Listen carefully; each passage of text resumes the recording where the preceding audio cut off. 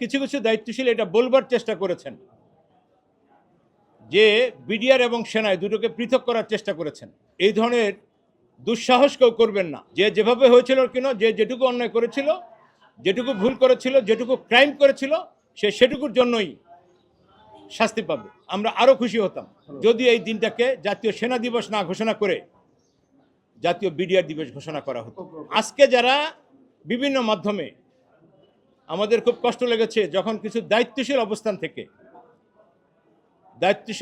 থেকে কিছু কিছু দায়িত্বশীল এটা বলবার চেষ্টা করেছেন যে বিডিআর এবং সেনায় দুটোকে পৃথক করার চেষ্টা করেছেন।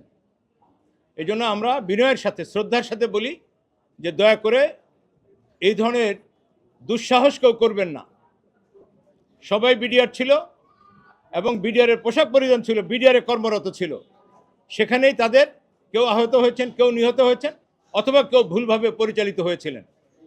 যে যেভাবে হয়েছিল কিনা, যে যেটুকু অন্যায় করেছিল, যেটুকু ভুল করেছিল, যেটুকু ক্রাইম করেছিল, সে সেটুকুর জন্যই শাস্তি পাবে।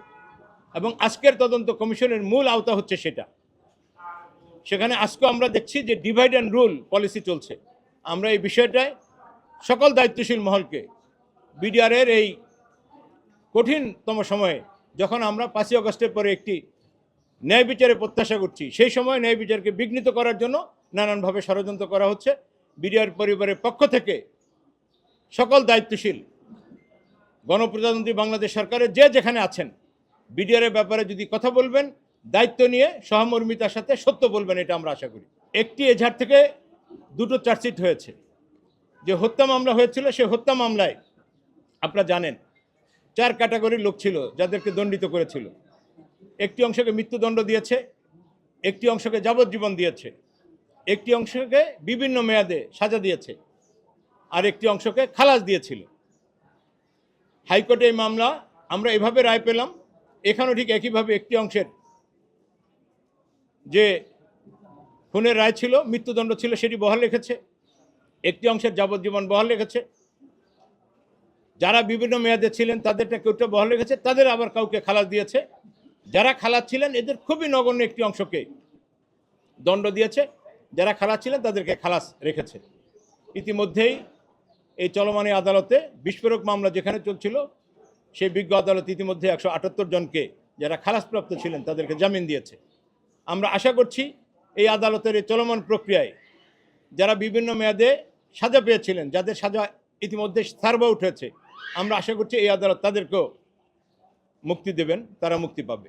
এমনি একটি অবস্থার মধ্যে এসে যখন একদিকে কেউ মুক্তি পাচ্ছেন, একটি অংশ মুক্তির জন্য প্রহর গুনছেন, আইনানুগভাবে তদন্ত কমিশন তদন্ত করছে, ঠিক তেমনিভাবে আজকের এই দিবসকে জাতীয় সেনা দিবস ঘোষণা করা হয়েছে।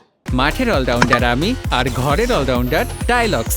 টাইলক্স টয়লেট ক্লিনার, ক্লিন মানেই টাইলক্স। আমরা প্রথমেই সরকারকে সাধুবাদ জানাই। এই জন্য সাধুবাদ জানাই যে কোনো না কোনো একটি ফরম্যাটে, কোনো না কোনো একটি শব্দের বহরে এই দিনটিকে স্মরণ করার জন্য জাতীয়ভাবে একটি দিন ঘোষণা করা হয়েছে।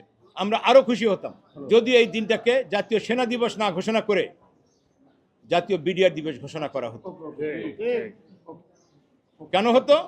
কারণ গোটা ঘটনাটি সাথে দুটি শব্দ ব্যাপকভাবে জড়িত। একটি হচ্ছে বিডিআর, একটি হচ্ছে পিলখানা।